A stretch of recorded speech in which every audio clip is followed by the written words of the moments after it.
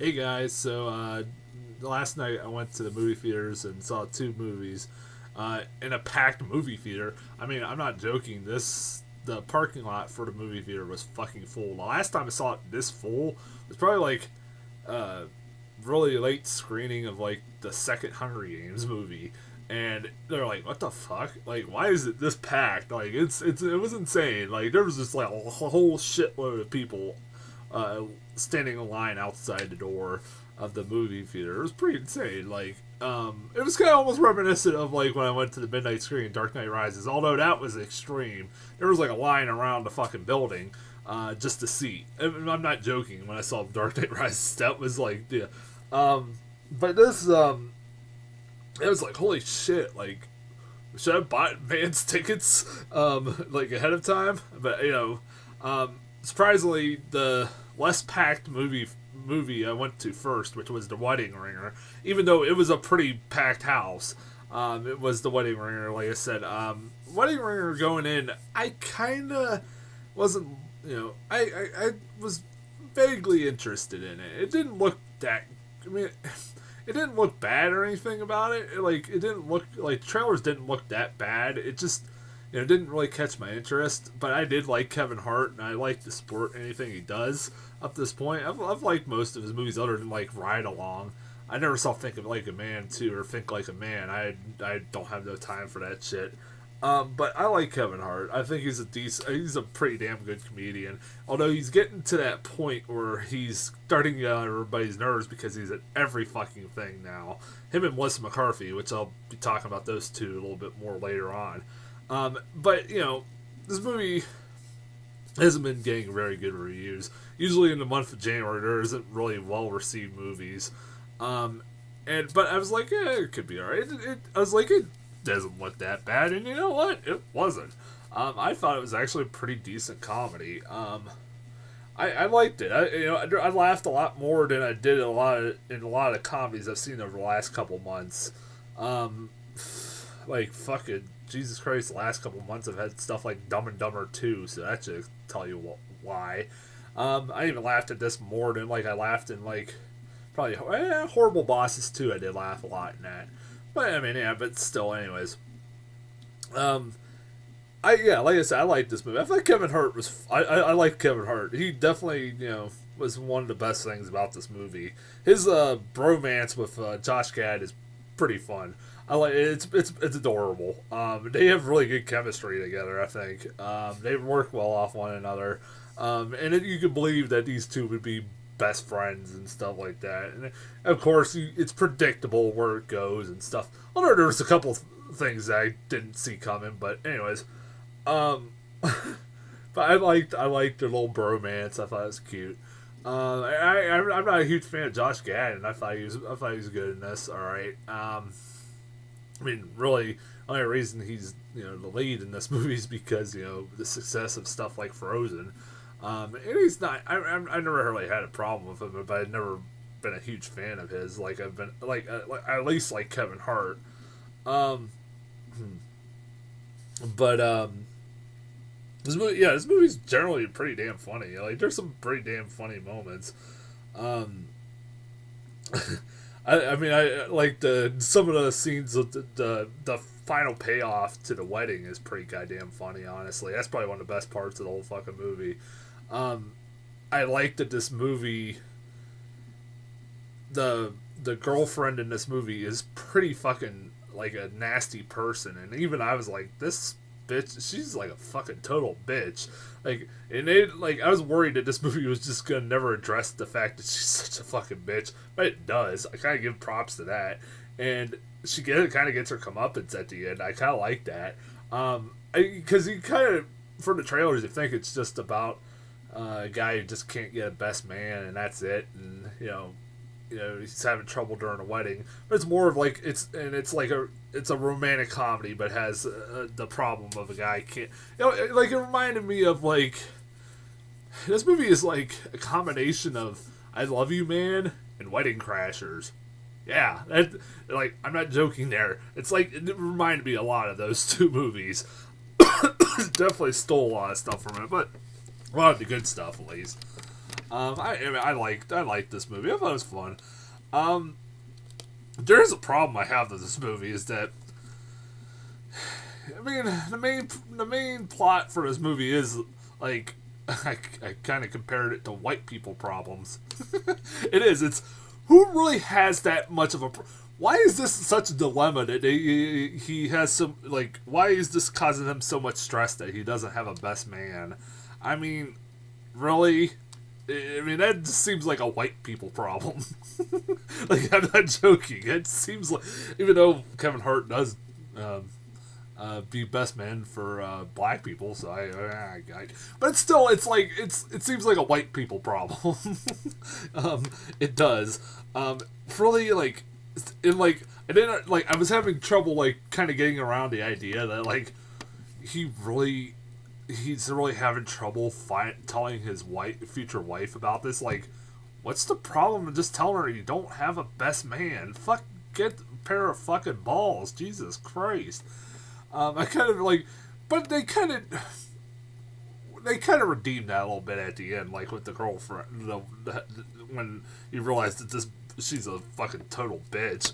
But at the same time, it's just like, is this like a real problem, really? I mean, I don't know.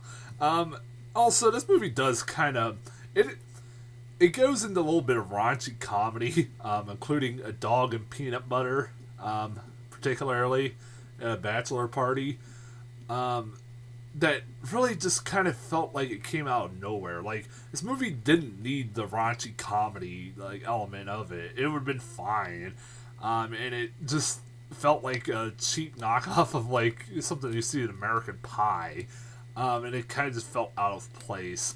Also, couldn't really stand the fucking, the stereotypical gay guy. Although, I'll give him props for, kind of, like, even a fucking dumb person can figure out the guy is not really fucking gay. I'm like, if this, okay, like, he's the wedding planner. It's like a Mexican gay wedding planner. And I'm sitting there like, he is way too overly gay. Like, there's no way. Like, this is, like, almost offensive. Like, I was sitting there like, this is almost fucking offensive. Like, I'm like, this is, if I were gay, I'd be kind of pissed off, as I was like, that's just fucking absurd. But then, like, you kind of find out that he's, like, not really that superly gay, but he actually is, if that makes sense. He's not that overtly gay, which I did like. I mean, some of the, like I said, most of the problems I had with it, like, I didn't really bother me that much.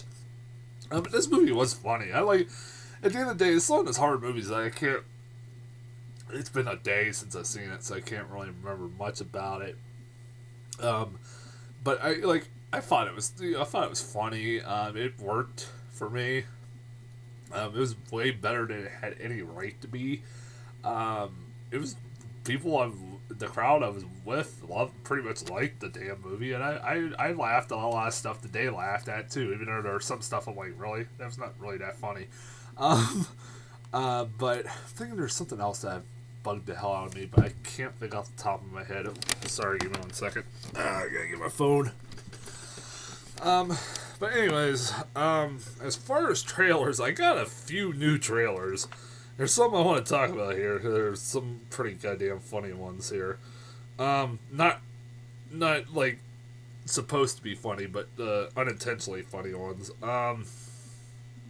That's a new trailer for Chappie. This trailer does sell me a little bit more on Chappie. It's basically fucking Short Circuit. If it was, like, yeah, it's basically the story of Short Circuit, but, like, yeah, it's basically, that's it, what it is. That's it. It's like a live action, or, well, what the fuck? It is like a remake. It does seem like a fucking remake of Short Circuit, but if it was directed by the director of District 9, it definitely looks like, you know, something he would make. I got the new trailer for Get Hard. It looks funny. Like I said, again, another Kevin Hart movie. Surprise, surprise, coming out in a couple months. And this one, actually, I'm looking forward to more than I was The Wedding Ringer. And watch this one will suck. It looks funny. Like, if you don't know the plot, I'll say it again. Is Will Ferrell is a Wall Street executive who gets put in prison, and he gets put in prison, and damn it, I'm trying to think out something, and he gets 30 years in prison, and he has 30 days to get before he goes into prison, and basically he hires Kevin Hart, who he thinks is a convict because he's black, no joke, and to help him get prepared for prison. It looks kind of funny. Like I said, it looks pretty damn funny. Again, I would change the title. Really fucking get hard. People are gonna make fucking fun of that. Like really, you fucking call it something else. Spy. Another Melissa McCarthy movie. Yay. It's from the guy who made Bridesmaids. It's from Paul Feig, the guy who made Bridesmaids in the Heat, and so I mean he's done pretty good up to this point. And of course, he's got to have fucking Melissa McCarthy in it, and it's got Jason Statham and Jude Law. And it's like she's a CIA analyst who becomes an undercover CIA agent. I mean, Statham looks like he could be kind of fun in it. Jude Law is same. I don't know. I like the fact that Jude Law just fucking he's holding a guy at gunpoint and he sneezes and accidentally shoots the guy. That was actually kind of funny. The Duff. What the fuck? Like seriously, what the fuck? The Duff. It's apparently like trying to use a new term for that's gonna be popular. Like the Duff, which is designated ugly fat friend. I am not fucking joking. That is apparently now going to be a new fucking term. Wow. Like, this is supposed to, apparently this is based off a young adult novel. Fuck that shit. It looks really bad. It's like a comedy. It is a comedy, but it still looks really bad.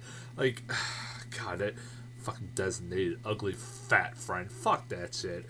And then, for the award for one of the funniest and most unintentional, or one of the most unintentionally funny trailers of 2015, so far at least, Unfriended.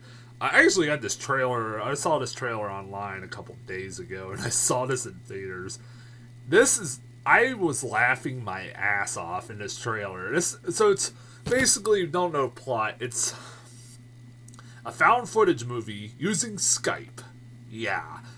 That's what we're getting. I think this movie will be the death of found footage movies. Like, this is where I fucking draw the line now. Now we're using Skype. Fuck's sake. And like, apparently there was a prank or like a video of a girl that was a prank that was posted online, and the girl committed suicide, and now her spirit is seeking vengeance against the people that put the video online.